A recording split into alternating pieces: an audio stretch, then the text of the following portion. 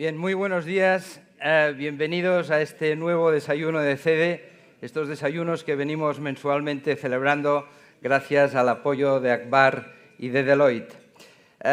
Esta mañana queremos proponerles un desayuno con un formato algo especial. Vamos a asistir como espectadores a un diálogo entre dos invitados de excepción que necesitan poca presentación. Y yo quiero agradecer, en primer lugar, en nombre de CEDE, a Javier Solana y a Juan José López Burniol que se hayan prestado a tener esta conversación. Javier Solana es posiblemente el español europeísta que mayor y mejor conocimiento tiene de la evolución del mundo y de la geopolítica en las últimas décadas. Y lo tiene porque, más allá de la discreción y de su acreditada capacidad diplomática, ha sido protagonista directo de muchos de los acontecimientos relevantes de la política internacional de los últimos años. Javier no habla por referencias, lo ha vivido directamente. Físico de formación, ministro de Cultura, de Educación y Ciencia y de Asuntos Exteriores en diversos gobiernos del presidente Felipe González. Pasó después a la política internacional, como sabemos, ocupando la Secretaría General de la OTAN durante 4 años y posteriormente, durante los 10 siguientes, siendo alto representante para la política exterior y la seguridad común, o lo que es lo mismo, la principal cara de la diplomacia de la Unión Europea. Hace poco decía en una entrevista que él es muy selectivo con la memoria, que tiene acumulados buenos y malos recuerdos, pero que los mejores, los más excepcionales, siempre los tiene vinculados con la paz. Juan José López Burniol es uno de los intelectuales españoles más precisos a la hora de analizar las realidades geopolíticas desde un profundo conocimiento de la historia y de las instituciones jurídicas. Abogado, notario y vicepresidente de la Fundación Bancaria La Caixa, ha centrado su actividad en 4 ámbitos: el profesional, el institucional, el académico y el periodístico. Sus artículos y sus libros son la mejor evidencia de esa capacidad para tratar de descifrar las claves del futuro desde el análisis del presente y la memoria del pasado. Sus análisis recuerdan a veces aquel lema que tenía Jaume Vicens Vives cuando decía: la historia no se hace, la historia se rehace. En una ocasión me comentó que su padre le decía: lee lo que quieras, pero que sea variado. Y con seguridad pues que ha aprovechado ese consejo. El objetivo de esta mañana es ciertamente muy ambicioso: conocer su visión del mercado, de ese mundo que modifica sus equilibrios casi sin tiempo de adaptación para que encontremos modelos estables. Si lo pensamos bien, en pocos meses los equilibrios mundiales se han tambaleado, insinuando un nuevo orden mundial en el que el multilateralismo pierde fuerza. La pugna entre Estados Unidos y China por el liderazgo mundial, la evolución en América Latina, el futuro de África, la fragilidad de las democracias, el auge de los populismos, cuántos y cuántos temas y cuántas variables en ese tablero geopolítico que acaba afectando a la ciudadanía y a las empresas que nosotros lideramos. Si pasamos a Europa, hemos visto con preocupación cómo la cultura, el progreso económico, la democracia, las libertades no conseguían mantener la paz. Aunque la guerra termine, el conflicto será largo y posiblemente modificará las prioridades de los Estados. El mundo demostró superar el desafío que supusieron los años posteriores a la Segunda Guerra Mundial. Y ahora también tendremos que ser capaces de reconstruir esos cauces de diálogo para garantizar una respuesta similar cuando la guerra termine. Y es que, en el fondo, coincidirán conmigo en que mientras la libertad y la dignidad sigan impulsando los valores que han hecho a Europa, seguirá siendo un territorio querido por todo el mundo. En definitiva, muchos temas para enmarcar un diálogo entre dos grandes pensadores, entre dos personas que poseen la auténtica aristocracia, la aristocracia que da el conocimiento y la experiencia. Ahora nos toca a nosotros callar, escuchar, pedirles que se olviden de que estamos aquí y que tengan esa conversación entre dos viejos amigos para ver hacia dónde va el mundo. Seguro que aprendemos. Muchísimas gracias a los dos.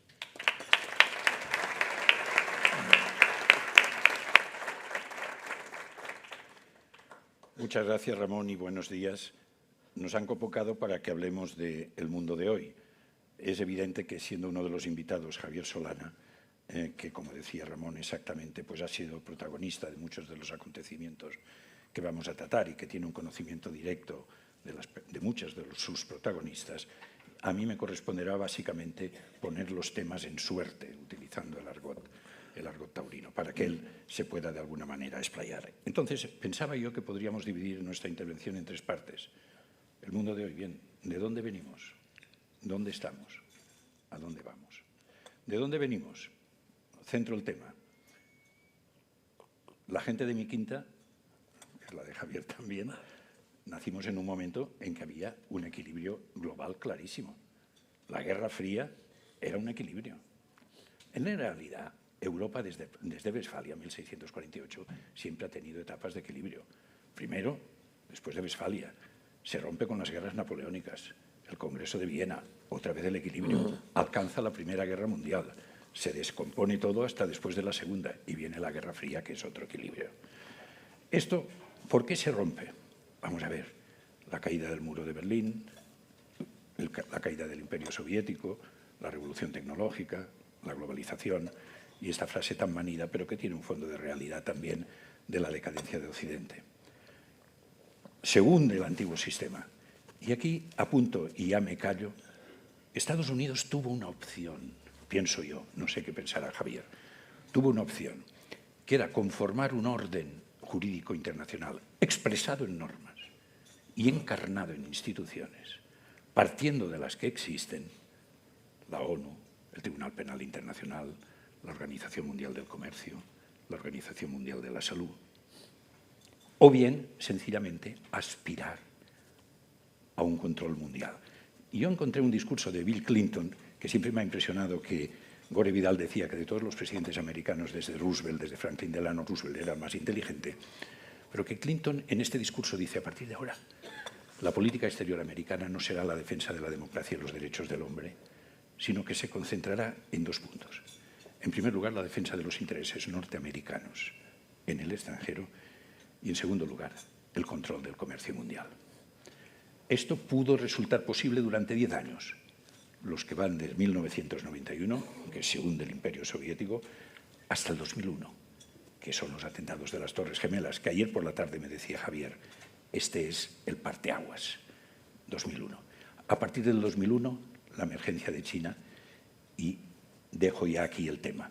¿Tú qué piensas, Javier? Las causas de la desaparición del antiguo sistema y la reacción primera de Estados Unidos después del hundimiento del Imperio Soviético, ¿qué juicio te merece? Bueno, buenos días, muchísimas gracias por la invitación y gracias a ti por la compañía.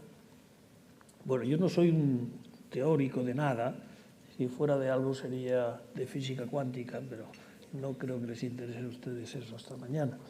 Yo lo que he sido es un doer. Yo he hecho cosas, porque siempre he pensado que la acción, en tanto que acción, que puede ser a veces una lágrima derramada sobre la necesidad, porque la acción nunca llega a cubrir el ideal. Siempre la acción se queda antes del final, antes no llegas nunca al ideal que tú pensabas. Por tanto, siempre hay una pequeña tristeza que queda incluso al que actúa y al que actúa bien. Bueno, yo he tenido muchas tristezas, muchas lágrimas de esa naturaleza, porque muchas de las cosas que me han tocado hacer en este periodo de tiempo tan convulso, cuando lo miras, bueno, miras desde hoy y lo miras para entonces, estaba quizá un poquito mejor ordenado de lo que estaba entonces, pero cuando lo miramos. Pero muchas cosas pues no se han podido hacer idealmente, sino que nos hemos quedado pues haciéndolas con algún defecto de nacimiento, digamos. Yo creo que la Segunda Guerra Mundial, el final de la Segunda Guerra Mundial, crea unas organizaciones, etcétera, todo lo que es el multilateralismo salen de allí, las instituciones más importantes, y funcionan relativamente bien en la primera parte de la Guerra Fría. En la primera parte de la Guerra Fría hay un número de conflictos relativamente pequeños. Hay dos conflictos en el ámbito de la Unión Soviética, los levantamientos de Hungría, ¿os acordáis? El levantamiento de Chequia, el levantamiento de Polonia. Hay tres golpes de Estado, entre comillas, durante ese tiempo en países que estaban en el ámbito del Pacto de Varsovia o siendo repúblicas de la Unión Soviética. Pero a partir de eso, realmente hay problemas, pero que están fuera del marco del mundo occidental, de lo que es Europa y Estados Unidos. Eran problemas que estaban en los márgenes, digamos. Estaban en África, todavía quedaba descolonización, colonizaciones, etcétera, que todo eso hubo que hacerlo también después de la Segunda Guerra Mundial. Pero yo creo que por ir avanzando un poco en el tiempo, yo creo que la Guerra Fría tiene el momento donde la Unión Soviética se paraliza. Yo creo que la Unión Soviética, como la veo hoy veo a la Rusia de hoy como un país no moderno. Rusia no es un país moderno. Pero si te vas para atrás, hace mucho tiempo que no es un país moderno. Y yo creo que es importante el pensar la parálisis que tuvo la Unión Soviética después de Khrushchev. Sí, tuvo un momento fuerte con la guerra, con Stalin, etc. Pero luego, después de Stalin, llega Khrushchev, que es el que hace, para ponernos en el día de hoy, es el que da Crimea a Ucrania, para que empecemos a tener ya relaciones con él hoy. Y después de Khrushchev tiene un periodo del presidente, el siguiente presidente, que es un desastre, está muchísimos años, pero hay una parálisis muy seria entonces. Y yo creo que ahí también los americanos, o el mundo occidental, pues aprovecha un poco esa falta de push que tenía la Unión Soviética en aquellos momentos. Fijaros que todo el gran empujón tecnológico del mundo occidental, sobre todo los Estados Unidos en ese periodo de tiempo, todavía al principio de la Guerra Fría, es muy grande. El hombre a la luna, tal. Es verdad que los soviéticos pusieron el primer Sputnik, fue un gran susto que se llevaron los americanos, ¿no? De ver que había capacidad tecnológica, pero era una capacidad tecnológica en el margen y que eso no se transmitía. Es decir, la vida real de los soviéticos no era proporcional al Sputnik, mientras que la vida de los americanos era más proporcional a lo que estaban haciendo tecnológicamente. Y bueno, pues el final de todo esto es que la Unión Soviética se hunde. Se hunde con Gorbachev. Es decir, la época de Gorbachev, que llega un poco tarde, y Gorbachev pues no es capaz de conseguir lo que soñaba. Yo he tenido largas conversaciones con Gorbachev y creía que las cosas iban a ser más sofisticadas desde el punto de vista de la gente del Partido Comunista que le hacían llegar al poder. Recordar que la Unión Soviética, antes de Gorbachev, tuvo dos presidentes que duraron cada uno un año y medio. Y no un año y medio. Chernenko y Andropov, que iba a ser el gran presidente, dura un año y medio. Y el otro, pues, yo en 3 años fui a 2 entierros, una cosa así, a Moscú. Es decir, que la situación no solamente se degradaba materialmente, sino se degrada también desde el punto de vista de liderazgo. Y cuando llegó Gorbachev, pues no pudo con ello, creyó que iba a ser más fácil de lo que fue. Tiene unas frases muy bonitas Gorbachev sobre cómo las cosas de la realidad, la vida real es mucho más dura que la vida que nos imaginamos, incluso cuando estamos llegando a posiciones de poder extraordinarias.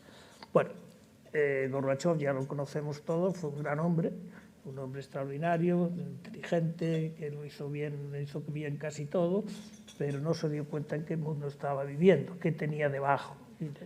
A los que le dieran un golpe de Estado en el verano, mientras estaba en su dacha, que fue el principio del fin, realmente.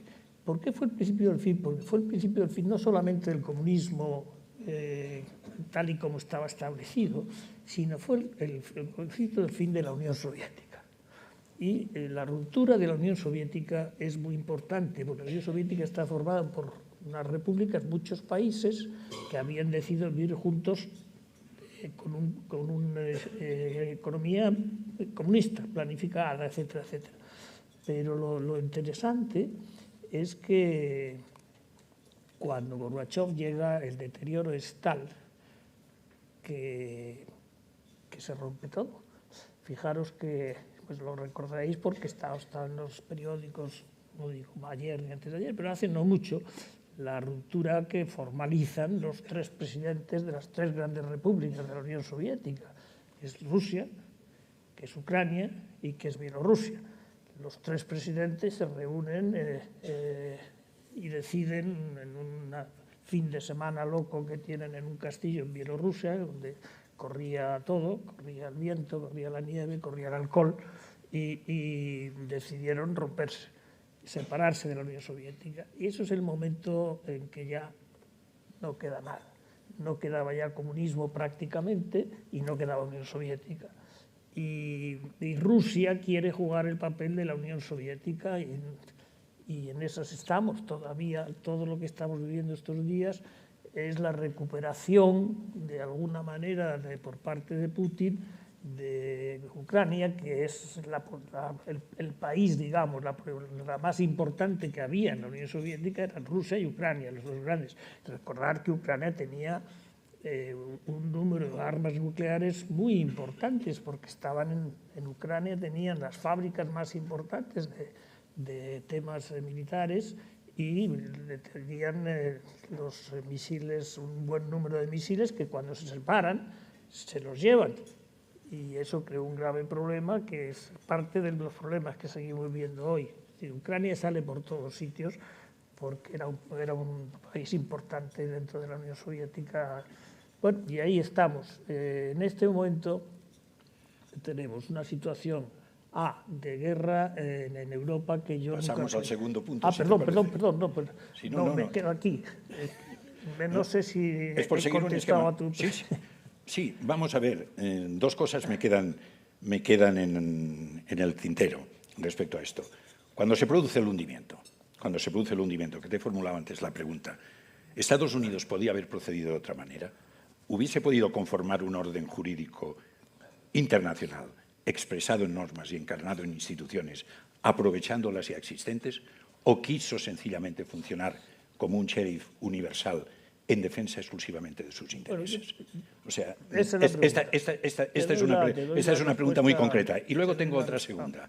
Yo no puedo creer, visto lo que es Rusia en estos momentos, que durante toda la etapa de la Guerra Fría hubiese verdaderamente en Estados Unidos un temor extraordinario a la potencia de Rusia. Es decir, puede ser que se exagerase precisamente por la presión de aquello que dice el general Eisenhower cuando se retira de la presidencia en el año 1961 del complejo militar industrial que bajo la amenaza de la Guerra Fría lo que hacía era impulsar una industria armamentística de primer nivel. Estas dos cuestiones. No digo que yo lo piense, pero son dos cosas que están en la opinión pública o han estado. Bueno, vamos a ver, empiezo por la primera. Yo creo que durante el periodo final de la Guerra Fría, es verdad que el distanciamiento entre Estados Unidos y Rusia avanza a unas velocidades grandes, ¿no? Y Rusia no tiene capacidad de reaccionar y Estados Unidos pues aprovecha y lógicamente pues se ve la gran diferencia que existe tecnológicamente, etcétera, etcétera. Pero yo no creo honestamente que Estados Unidos quisiera aprovecharse del destrozo de la Unión Soviética. El telegrama de Kennan, el famoso telegrama de Kennan, que habrán ustedes oído hablar, ¿no? El embajador que estaba y americano en Moscú en el momento del final de la guerra, y que hace un telegrama que es muy largo, donde dice qué es lo que él recomendaría para la política de Estados Unidos. Es un telegrama que no hay por qué leerlo, es un largo telegrama, pero es maravillosamente escrito y maravillosamente pensado, ¿no? Que era una especie de convivencia desde el poder, ¿no? De convivencia, pero nosotros somos los primeros, ¿no? Pero con todo eso, con muy bien escrito, con formas muy buenas de hacer, etcétera, que salió muy bien al principio. Yo creo que Reagan en eso fue un presidente, en esa parte fue un presidente que estaba muy bien asesorado. Estaba asesorado por los que luego fueron siguientes presidentes, por Bush, por las gentes del Partido Republicano de aquella época. Pero la Unión Soviética se hunde tanto que hay que ayudarla a que no se hunda, que no se hunda demasiado, ¿no? Y ahí están personajes importantes como Michel Candesu, que a veces no se nos olvidan esos personajes, pero el director del Fondo Monetario Internacional de entonces, el francés Michel Candesu, que fue el que ayudó muchísimo a que no se hundiera Rusia del todo. Bueno, pero no sé si nos vamos a ir muy largos y para cuando lleguemos al final estemos todavía en el principio, ¿no? Vamos a ver, lo más importante es que la ruptura de la Unión Soviética es fundamental. No digo que sea, como dice Putin, el acontecimiento más importante del siglo, pero sí es un momento importante en el desarrollo del siglo XX, el más importante seguramente en ese caso. Y después lo que hay que estudiar es quién se hace con los desechos de la Unión Soviética y por qué llega Putin a ser el que se hace con los desechos de la Unión Soviética, que eso para mí es un tema absolutamente fundamental, que lo he estudiado con lo mejor que he podido y que todavía tengo dudas, pero me parece que ese cambio es un cambio fundamental. Muy bien, pasamos quizá al punto siguiente, porque si no, como decías, no llegaríamos al final. ¿Dónde estamos? 3 acontecimientos inciden en la realidad que hemos examinado hasta ahora. En primer lugar, la crisis financiera del 2008, de la cual yo siempre he dicho que no es una crisis del mercado, sino que es una crisis de mercaderes. No es una crisis de normas, sino que es una crisis de actuaciones. En segundo lugar, la pandemia. Y en tercer lugar, la guerra de Ucrania. Estos 3 factores inciden en la realidad, junto con otra cuestión, la emergencia de China a partir de 1978. ¿Por qué digo 1978?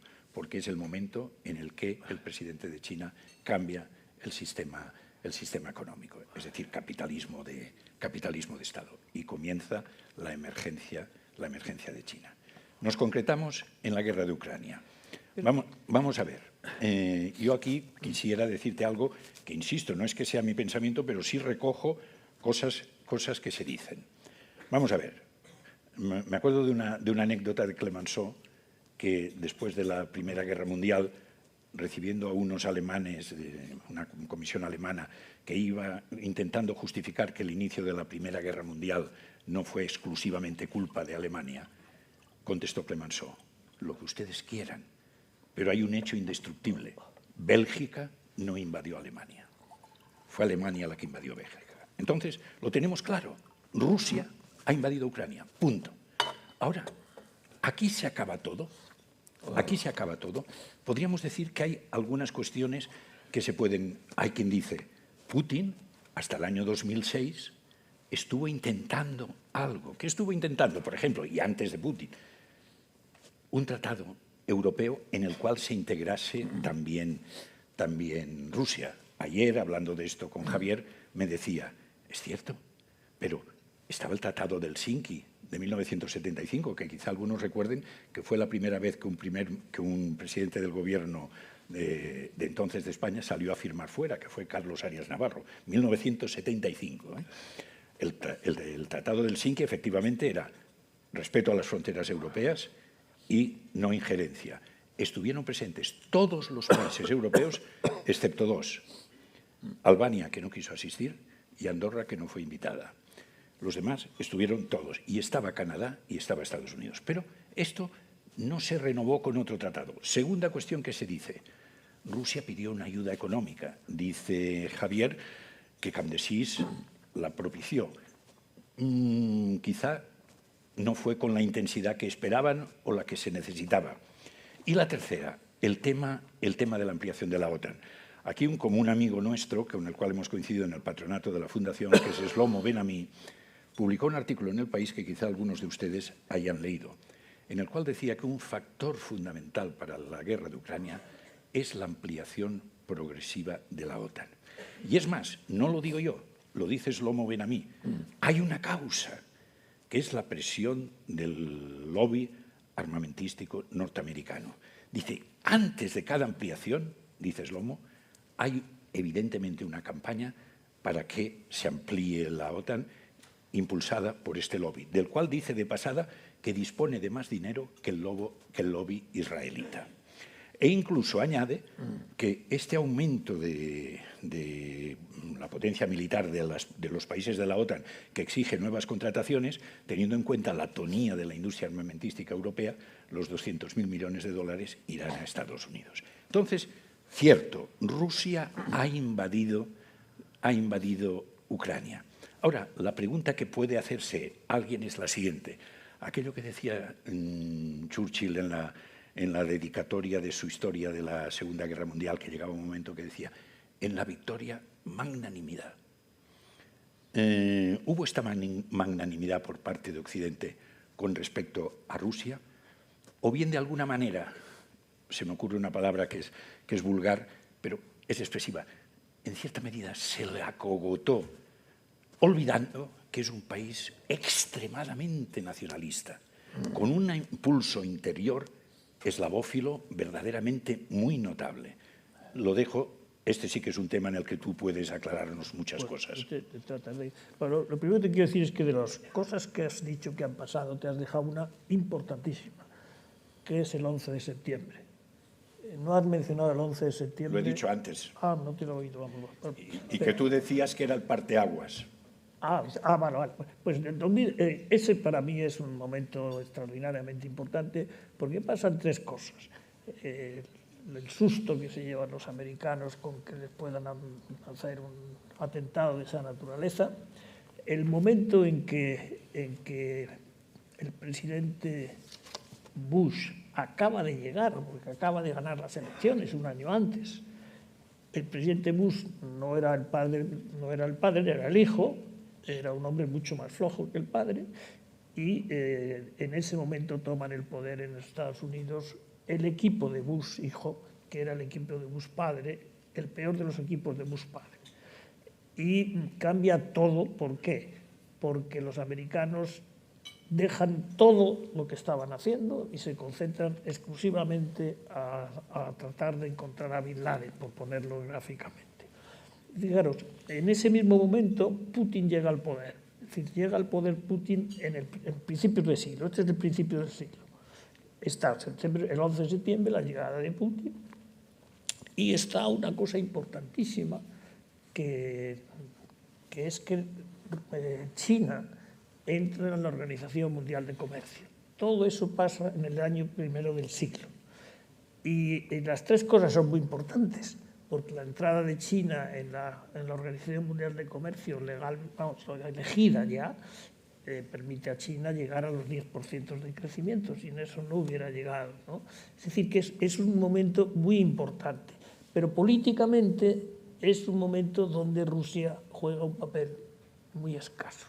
Si veis las tres cosas que pasan en el 11 de septiembre, es más importante lo que pasa en Estados Unidos y lo que pasa en Rusia en China que lo que pasa en Rusia, que solamente es la llegada de Putin, que se tiene que empezar a recuperar y a volver a hacer. Entonces un Putin que está pidiendo ayuda, de alguna manera. Es verdad que hubo un momento en que la concentración de los americanos en el tema del 11 de septiembre es tal que prácticamente Putin se encuentra perdido, acaba de llegar y se encuentra un poco perdido, y los chinos pues les dan todo lo más que podían pedir, que era entrar en la Organización Mundial de Comercio. Después de muchísimas negociaciones se les da en ese momento.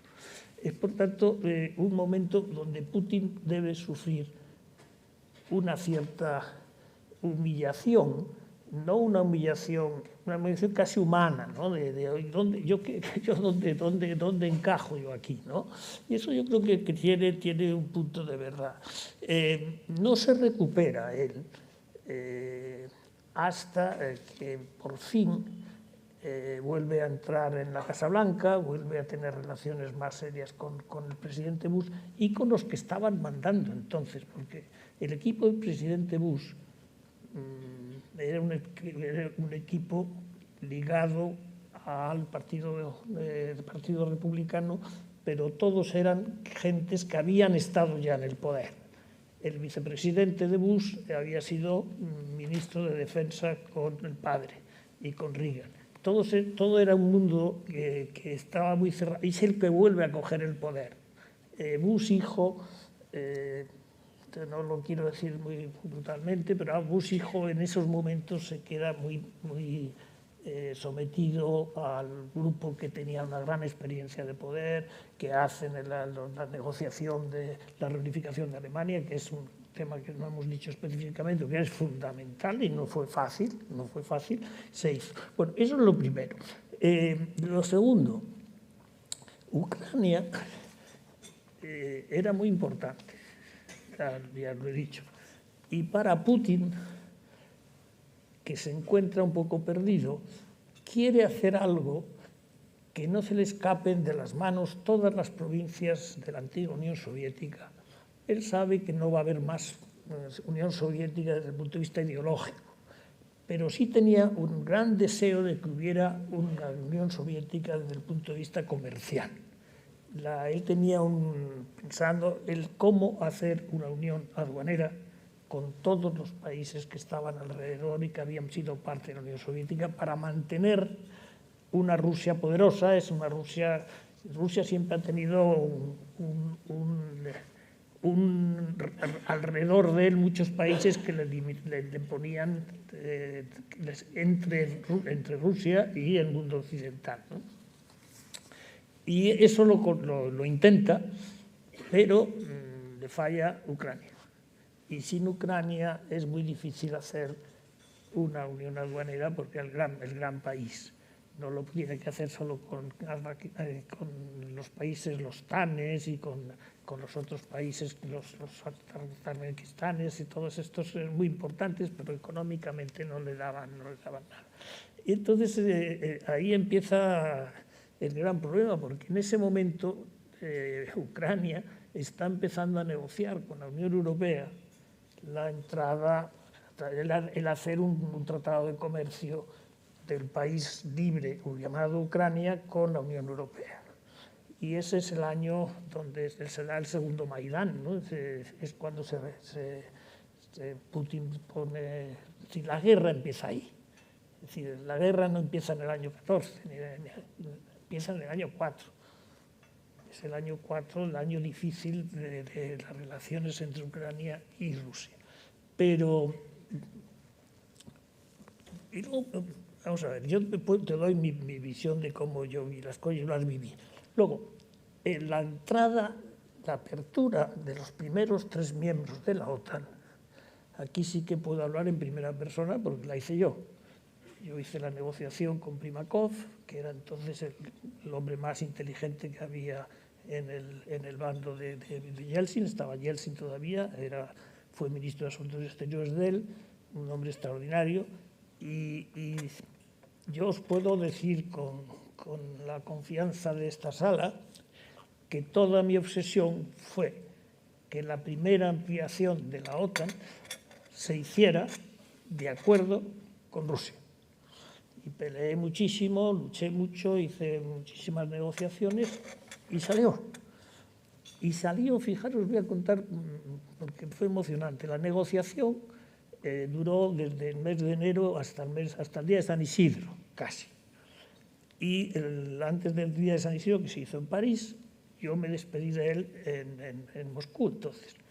Y cuando ya habíamos firmado y habíamos acordado, me produjo una emoción enorme Primakov, porque se me acerca, me da un abrazo y me dice: gracias, Javier.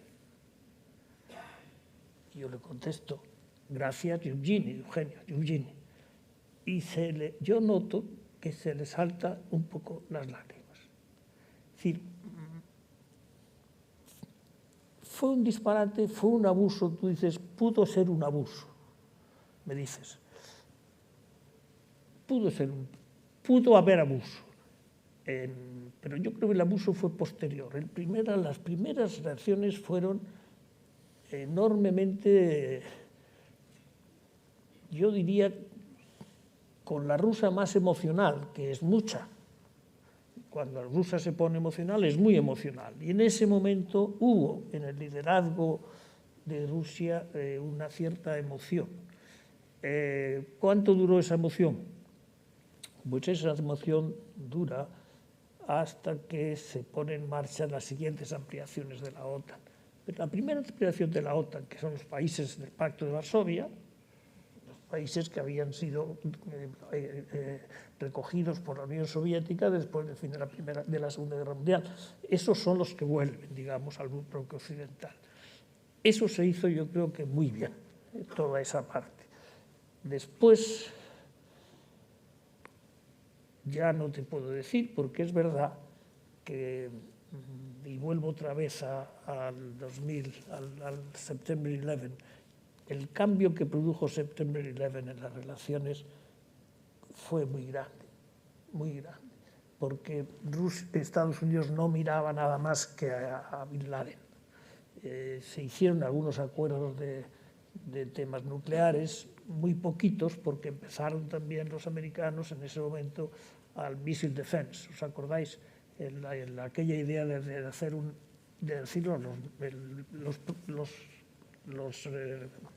las maquinarias que paraban los misiles y que entonces rompían el equilibrio del terror. La paz de los misiles es porque si tú me mandas, yo te mando.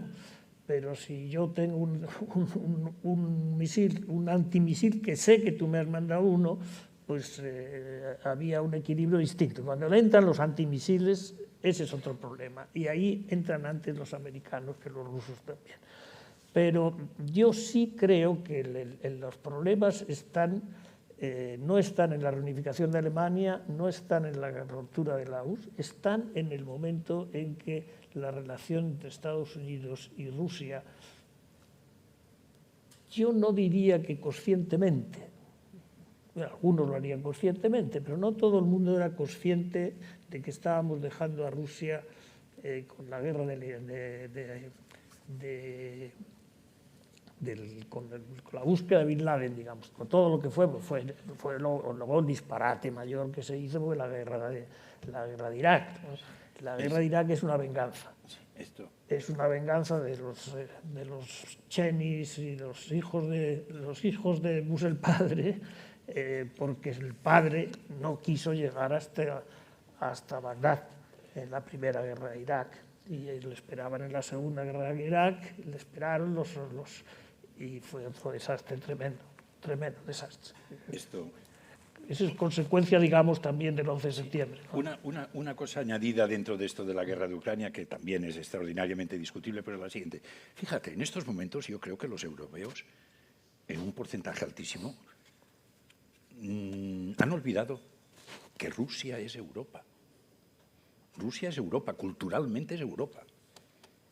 Es cultura cristiana.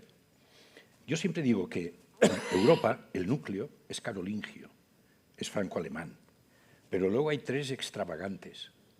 La península ibérica, que se prolonga y se proyecta a Sudamérica, las Islas Británicas, que se proyectan a Norteamérica, y Rusia, que se proyecta a Asia. Yo creo que Europa sin Rusia es incompleta y mutilada. ¿Y qué es lo que me preocupa de esta guerra? Sé que es enormemente discutible. Dije esto una vez delante de Pepe Borrell y se enfadó conmigo muchísimo. Temo que tú también te enfades. Yo digo, la guerra de Ucrania es en cierta manera una guerra civil europea entre Rusia y la Unión Europea, que la Unión Europea libra a través de persona interpuesta, que es Ucrania. Fíjate, esto parece que es una tontería, pero voy a leer una frase del actual secretario general de la OTAN, Stoltenberg, que dice: apoyamos a Ucrania, pero esto no quiere decir que seamos parte en el conflicto. Bueno, vamos a ver. Yo siempre pongo el mismo ejemplo. Imaginemos que vamos por la calle y vemos a dos personas que están luchando entre sí, pero uno tiene un palo y le da golpes al otro. ¿Qué es lo que tenemos que hacer? ¿Intentar separarlos o darle un palo al agredido? Nosotros le estamos dando un palo al agredido. La consecuencia de todo esto, ¿cuál será desde mi punto de vista? Y ya entramos, de hecho, en el paso siguiente, el mundo que nos espera. Europa, la Unión Europea, se convierte en un monaguillo de Estados Unidos y Rusia se convierte en un monaguillo de China. Y yo tengo muchas dudas de que en el equilibrio regional que vendrá y que será el futuro posiblemente, Europa tenga por sí misma dimensión para ser un agente político global. No sé si me he expresado con claridad, pero esta duda es la que tengo. Te has expresado clarísimamente y has defendido una posición que hay gente que la defiende. Yo no la defiendo con pasión, lo que tú dices, porque creo que hay elementos que no son correctos en el análisis. Es un análisis muy bonito sentimentalmente, pero yo creo que no es un análisis que personas como nosotros deberíamos hacer.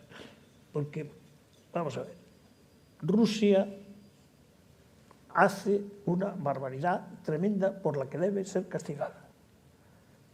El tomar por las armas y quedarse con un país en el mundo, en el ámbito europeo, es una barbaridad que no se puede aceptar. Es decir, cualquier duda que podamos tener a que Rusia tenía alguna razón para hacer lo que hizo, hay que descartarla, porque entonces no vamos a pensar por el buen camino. Eso que hizo Rusia es impresentable y hay que castigarlo. Y mirad que yo he sido de los más pacíficos, de los menos, pero yo creo que ahí Putin se le va la cabeza. Putin cree que tiene la fuerza para hacerlo. Putin acaba de hacer algunas tonterías también con la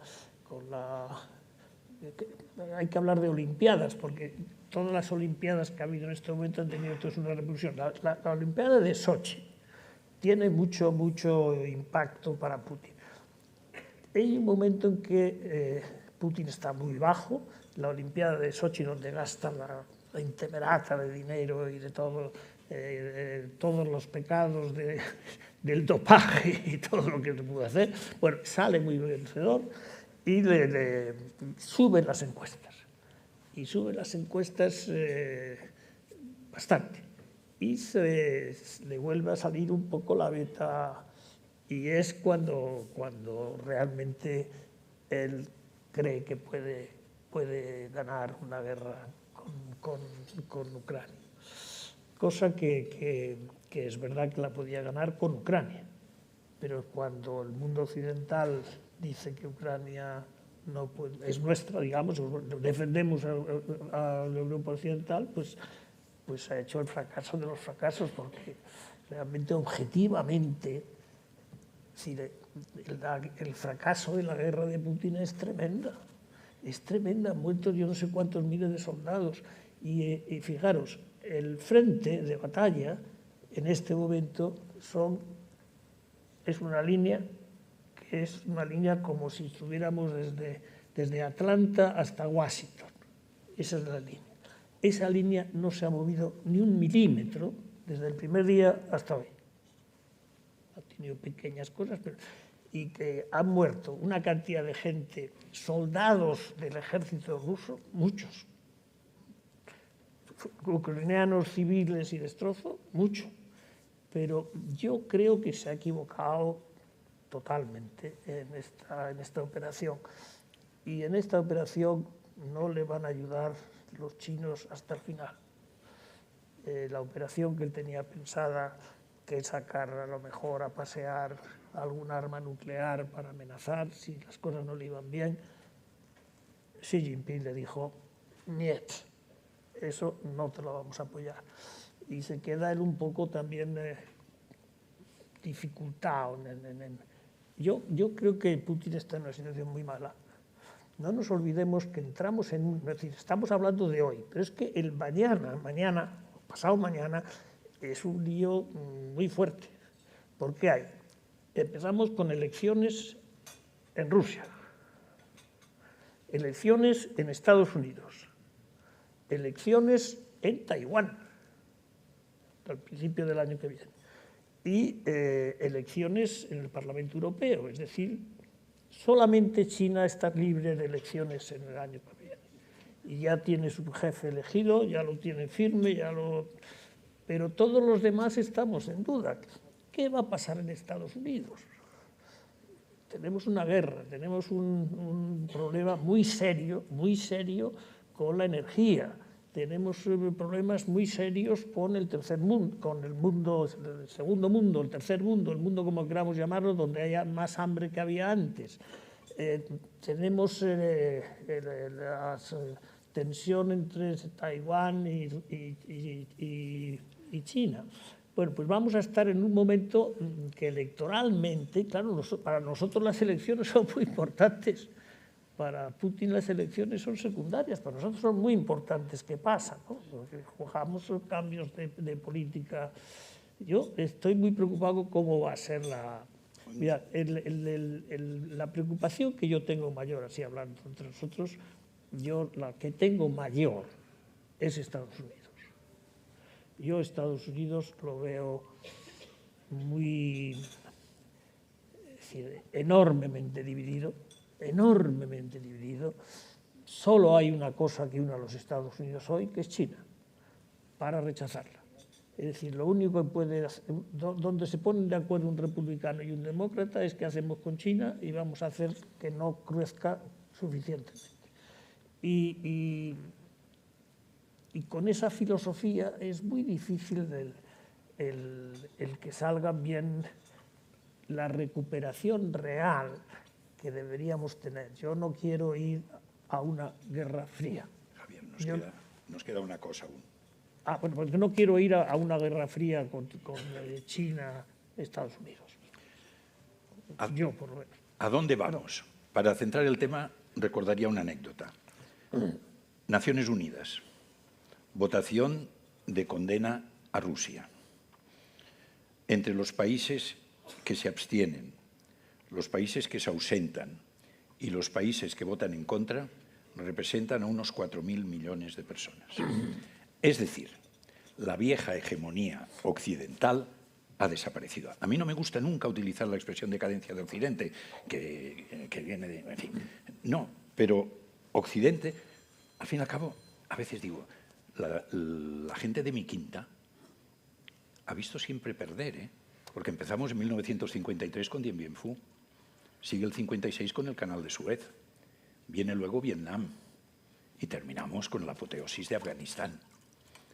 Es decir, Occidente ha perdido comba. Lo que vendrá será un orden jurídico, en absoluto, no hay la más mínima posibilidad.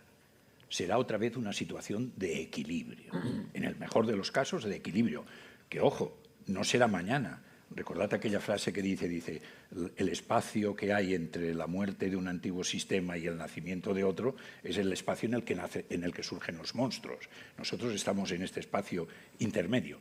Pero lo que viene, ¿qué será? Lo que viene será un equilibrio. ¿Pero qué tipo de equilibrio será?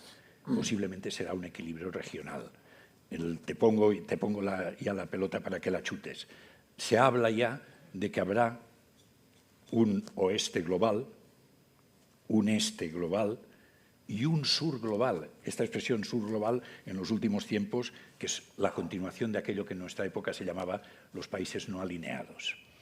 Y yo me imagino que vamos por ahí. Otra vez un equilibrio, ahora bien, un equilibrio por entidades que ya no serán estatales, sino que serán regionales. Y es ahí donde yo vuelvo a lo mismo de antes, que yo creo que Europa sería fundamental que fuese un agente político global. Porque, vamos a ver, hay una idea del Amo de Spinoza que a mí me gusta mucho. Dice, Occidente ha occidentalizado al mundo. ¿Qué es occidentalizar al mundo? Estado democrático de derecho, economía de mercado y derechos humanos. Mantener todo esto exige que Europa sea un agente político global. Entonces yo pienso, dentro de esta distribución en tres grandes grupos, Europa tendrá verdaderamente fuerza. Yo lo deseo, pero ¿tú qué opinas? Bueno, yo quiero decir que desde la pandemia hasta hoy el juego de Europa ha sido importantísimo. Y yo quisiera transmitiros para que reconozcáis dentro de vuestro corazón y vuestra mentalidad que Europa ha jugado un papel muy importante, que Europa ha puesto en marcha una cantidad de programas extraordinarios, de que este invierno no hemos pasado frío, cuando pensábamos que nos íbamos a helar. ¿Por qué? Pues porque se han jugado muy bien las cartas. Las cartas europeas se han jugado muy bien. Se ha hecho todos los programas del Next Generation, por ejemplo, se ha sacado el euro fuera extraordinariamente bien. Es la primera vez que sale el euro fuera a pasear, digamos, a buscar dinero. Yo creo que hay que agradecerles a esta comisión lo que han hecho en este periodo de tiempo. La relación con Estados Unidos es muy buena. Aquí en Madrid tuvimos un ejemplo maravilloso de cómo eran las relaciones. Pero Europa tiene un problema para hacer lo que tú dices, que es que a Europa le faltan muchas cosas. Por ejemplo, para hacer lo que tú dices, Europa tendría que tener una capacidad empresarial, una capacidad industrial muy superior a la que tenemos. No tenemos un tema muy importante, no tenemos un mercado de valores. No hay una bolsa europea, no hay recursos europeos suficientes y que tengan posibilidad de expresarse. El mercado de valores en Europa no existe, existen mercados nacionales, ¿no? Claro, Estados Unidos acaba de poner una decisión, ha tomado una decisión, el IRA, esa decisión que no sé si la conocéis, ¿no? Que es el 15% y muchos la vamos a poder sufrir. ¿Cómo competimos con eso? Ese es el gran tema que tenemos que pensar. ¿Cómo competimos Europa? Con tener capacidad de tener recursos para el mundo industrial, tener capacidad para seguir manteniendo el crecimiento, la disminución del CO2, que es que eso no se va, eso tenemos que seguir pensando, cómo hacemos con el cambio climático, no lo podemos olvidar, muchos lo van a olvidar, pero nosotros no podemos olvidarlo. Entonces, que hay muchas cosas, pero yo creo que Europa debe jugar ese papel. Los temas más importantes, por ejemplo, Europa no tiene capacidad de producir chips. Los chips, habéis visto este fin de semana la foto de todos los presidentes de las empresas que producen chips reunidos en Japón. Era muy impresionante. Se han quedado preocupados ellos también de lo que son y de la potencia que tienen, pero ahí no había europeos. Y tenemos que ser capaces también de entrar en ese mundo de la tecnología más sofisticada. Estamos mucho mejor en el quantum computing, pero tampoco, claro, en quantum computing podemos estar prácticamente parecidos a cómo están, pero en los chips no. Y bueno, esos son problemas que son fundamentales para que Europa sea potencia. Y para que sea potencia tenemos que hacer algo que yo les digo a los militares españoles todos los días que les veo. Tenéis que empezar a pensar, a planificar, no españolmente, no solamente como españoles. Tenéis que empezar a pensar y a planificar y a comprar europeamente, porque de lo contrario no podremos salir adelante. Y si que nos ponemos a precipitarnos mucho en los temas militares, por ejemplo, Europa acaba comprando lo único que puede comprar, que es comprar americano. Y entonces dices, la conclusión es que si no lo hacemos bien y pronto, tendremos que acabar comprando americano. Y entonces el ejército, todas estas cosas de las que hablabas, acabarán siendo no europeas, sino americanas. Y esos son los temas que tenemos que pensar, que tienen mucho que ver con los empresarios, tienen mucho que ver con el mundo industrial, tienen que ver mucho con ustedes, ¿no?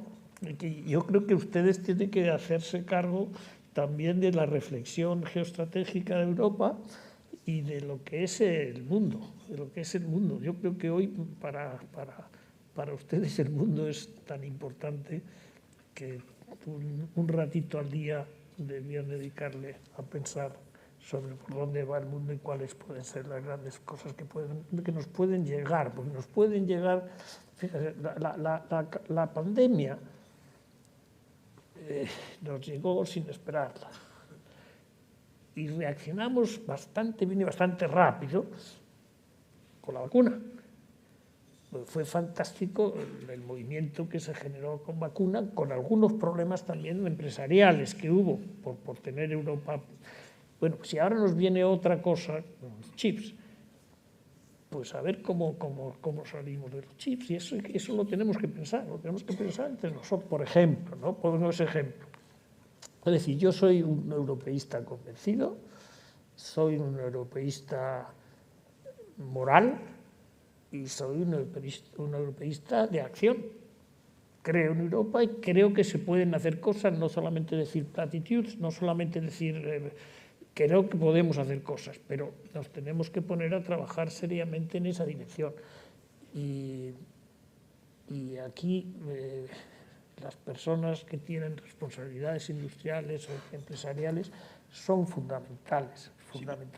Si me permites, mientras hablabas me venía, quizá sea por deformación profesional, las comunidades, cualquier tipo de comunidad, desde la comunidad de un edificio en régimen de propiedad horizontal hasta la Unión Europea, tienen una forma de ser absolutamente estériles, que las decisiones se tengan que tomar por unanimidad. Esto es absolutamente cardinal. Es decir, Europa tiene de entrada, respecto a las grandes cuestiones, un problema de gobernanza. Si en los temas capitales ha de haber un acuerdo entre todos, yo cuando ejercía de notario decía siempre, en una comunidad horizontal siempre hay un tío raro. Bueno, pues entre los países, miren ustedes las diferencias que hay en estos momentos entre los países del este de Europa y los otros países. Por tanto, tenemos un problema de gobernanza. Y luego, tiene razón Javier en que es bueno que económicamente haya. Ahora, también pensemos una cosa. Europa en algún momento, alguien decía con una cierta mala intención, pero aproximándose a la realidad, es una unión aduanera que luego tiene una moneda única. Lo que tiene que tener es una política exterior y una política de defensa unitaria, tal y como tú decías. Esto es extremadamente difícil. ¿Es imposible? No, porque yo creo que los grandes cambios se producen por una de estas dos razones. Una, cuando hay una voluntad imperativa que lo impone, cosa que en Europa no existirá, o cuando el conjunto llega a la convicción de que la falta de un acuerdo es más perjudicial que la existencia del acuerdo. Cuando se ve que verdaderamente, si nosotros vemos que no pintamos nada tal y como somos ahora, yo creo que habrá una posibilidad de rectificar. Y creo profundamente que somos absolutamente necesarios. Somos absolutamente necesarios. ¿Por qué? Porque los logros de nuestra civilización, no porque nosotros seamos mejores que los otros, sino porque las circunstancias lo permitieron, pues vuelvo a repetir, es un paquete muy importante. El Estado democrático de derecho, la economía de mercado y los derechos humanos. Y los derechos humanos, tal y como están configurados en estos momentos. Bueno, pues yo ya no tengo nada más que decir. Javier, dinos la última palabra. ¿Alguna cosa que decir? No sé si se oye. Sí. Mira, yo creo que desde el punto de vista de la Unión Europea, en cuanto a avanzar en las unanimidades, hemos avanzado kilómetros, pero kilómetros. Es decir, yo entré en la Unión Europea cuando casi nada se hacía por unanimidad. Hoy hemos hecho cosas por unanimidad extraordinarias. La salida del euro a los mercados internacionales, no en el 2008, sino ahora, ha sido espectacular. Una sorpresa extraordinariamente positiva. Eso yo creo que no tiene marcha atrás. Por lo tanto, hemos dado ya un paso muy importante hacia las unanimidades. Lo que no va a haber en mucho tiempo es una unanimidad en la política exterior y de seguridad. Y yo creo que eso está para dentro de mucho tiempo. Yo no quiero o no deseo o no me interesaría nada tener un ejército europeo que desfilara detrás de una bandera al son de los tambores. No me interesa nada.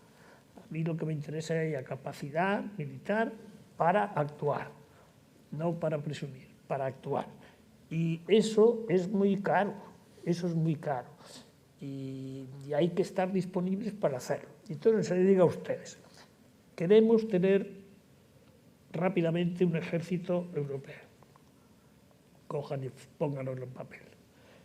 Queremos hacer que el cambio climático funcione. Lo apuntamos en un papel. Tenemos que ver cómo hacemos los europeos, no solo, el mundo en general, cómo hacemos compatible la inteligencia artificial con el cambio climático y cómo hacemos el problema de las migraciones. Todas esas cuatro cosas, por ejemplo, son cosas que hay que resolver y que hay que ponerlas en el papel, hay que sumar y ver de dónde sacamos los recursos para hacerlo. Es decir, yo creo que en este momento la moral europea, digamos, la mentalidad europea de los dirigentes políticos está bien encaminada, pero cuando miran todo lo que hay que hacer, fijaros, hay que cambiar. Queremos cambiar todos los temas de movilidad, por ejemplo, con la gasolina, el problema de la energía. Pues es un problema que hay que hacerlo y que hay que hacerlo a la vez teniendo en cuenta el cambio climático. Ya lo pones a la vez y es muy difícil. Hemos dependido del petróleo, del gas, de Rusia durante mucho tiempo. Hoy estamos desarrollando hoy aquí la electricidad que tenemos en Europa, la electricidad, más del 50% viene de renovables. Hace unos meses, antes de la guerra, el 80%, el 70% del gas que llegaba a Alemania llegaba de Rusia y a un precio muy barato. Hoy Europa funciona, tiene más gas, más electricidad, digamos, de origen eólico, lo que sea, no de carbón, de quemar, vamos, y es un cambio realmente impresionante. No nos lo podíamos imaginar, que íbamos a superar también el que nos quitaran el 70 o el 60% del gas que teníamos, la energía que venía de Europa, que venía de Rusia. Es decir, hemos hecho cosas que cuando las analizamos nos tenemos de poner muy contentos de lo que hemos hecho. Yo lo que sí quisiera dejarles es con un sentimiento de optimismo, no de optimismo idiota, vamos, pero sí creo que las cosas se pueden hacer bien y que hemos aprendido, los europeos, a que se pueden hacer bien y que se nota que se han hecho bien, Yo creo que desde la pandemia hay cosas que se nota que se han hecho bien y hay que tener esa ambición de querer seguir haciendo las cosas bien. para eso necesitamos dirigentes políticos buenos. Y dirigentes políticos buenos en Europa. En Europa, como he dicho, dentro de unos meses habrá también cambio, ¿no? El año que viene habrá cambio también. Vamos a ver cómo sale Esos son votos de los ciudadanos europeos, ¿no? Quién gana, quién pierde, etcétera, etcétera. Pero yo tengo una enorme ilusión de que las cosas salgan bien. Seguramente no las veré, pero creo honestamente que habría que hacer un pequeño examen de conciencia y cambiar un poco el chip hacia un poquito más de optimismo europeo. Yo eso sí se lo pediría de todo corazón a todos ustedes, que reflexionaran y se fueran un poquito más europeos en la realidad, no en el sermón, sino en la realidad. Y yo creo que eso se puede hacer. Se puede hacer y se debe hacer. ¿Cómo veo yo el final del mundo? Pues yo creo que no será muy distinto de la cooperación. Tú has dicho 3 bloques, pues sí, pues 3 bloques: el este, los países, digamos, del este, Rusia, China, Irán, todo lo que queráis, la Unión Europea, unida también a Latinoamérica, si pudiéramos, pero si no podemos, pues que haya otro bloque por allí del sur. Pero sí creo que se pueden llegar a acuerdos. También te digo que tienes razón, y yo estoy seguro, vamos, yo lo digo con todos sitios, que lo que no se pueden es imponer las cosas. No hay posibilidad en este momento, vamos a ver, para decirlo brutalmente, si las leyes de derechos humanos aprobadas después de la Segunda Guerra Mundial, todo aquello, las pusiéramos a votación hoy, no se podrían votar. Con los resultados de los votos de las Naciones Unidas de ayer, de antes de ayer, que son los siguientes: para poner sanciones a Rusia, hay 40 votos de Europa y de Estados Unidos. No hay nada más que 2 votos de toda Asia, y hay 0 votos de África y 0 votos de América Latina. Si pudiéramos poner, y aquí habéis escuchado el otro día al presidente Lula hablar y al presidente de Colombia hablar, y han dicho cosas muy duras sobre estas cosas que estamos hablando. No queremos que el mundo sea como es, ¿no? Más o menos, pero hay que saber cómo estamos y cómo tenemos que operar, y yo creo que tenemos que operar de una manera mucho más... somos demasiado pretenciosos, incluso los americanos. Hay mucha más gente en el mundo, hay mucho más sufrimiento que queremos. No solamente son las clases medias que caen, sino que también caen las clases más bajas. Estamos en una situación de distribución de la riqueza muy mala todavía, muy mala, y eso es lo que nos trae muchos de los problemas que tenemos, y eso hay que reconocerlo. De hecho, en un país está entre los más ricos de nuestro planeta. Yo en eso estoy de acuerdo totalmente contigo, vamos, no tengo ninguna dificultad, incluso algún paso he dado en esa dirección. Tenemos que terminar, Javier, porque ya me han dicho que son los 5 minutos. Vale. Mientras hablábamos se me ocurría una idea final. La historia siempre ha sido cambio. Que la historia ha sido siempre cambio constante. Pero la característica del tiempo presente es la aceleración del cambio. Entonces, lo que yo pienso es que todo esto que estamos hablando, con la perspectiva de dentro de 15 años solamente, puede ser absolutamente cambiado.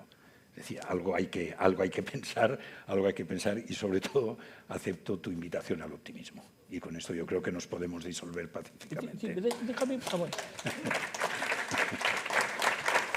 Me callo. Didi. Quería decir algo, dilo. Yo quería decir algo para que os deis cuenta. Mirad, en Shanghái hace muy poco tiempo hubo la Feria del Automóvil, la Feria Internacional del Automóvil. estaban todos los fabricantes de automóviles. Los chinos habían puesto ya 5 compañías nuevas de automóviles eléctricos a un precio impensablemente bajo. Es decir, la gente volvió de China asustada de ver, Dios mío, ¿dónde nos vamos a meter? Coches eléctricos baratos, etc. Bueno, que tenemos que saber que eso está pasando, y que hay que trabajar, hay que poner a funcionar nuestras capacidades. No hay razón de que no podamos hacerlo. Es verdad que somos menos, lo único que somos menos, pero de lo demás somos iguales o mejores. Pero sí es verdad que el optimismo es necesario, el trabajo es necesario, la negociación es necesaria, el hablarse es necesario, y yo creo que no vamos por ese camino. Hay que hablarse. Hablarse no se entiende la gente, y sin hablar no se entiende la gente. A voces no podemos seguir, y yo creo que hay que hacer un esfuerzo por recuperar el sentido de unidad de un país y de Europa, etcétera, con unas componentes morales yo creo que más altas. Yo creo que estamos bajando nuestros niveles morales y me parece mal. Amén.